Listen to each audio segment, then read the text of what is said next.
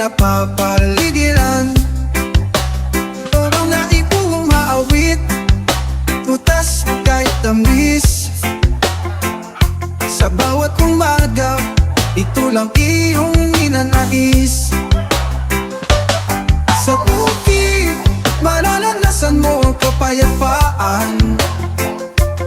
Sa bukid, kay sarap pakinggan ang katahimikan.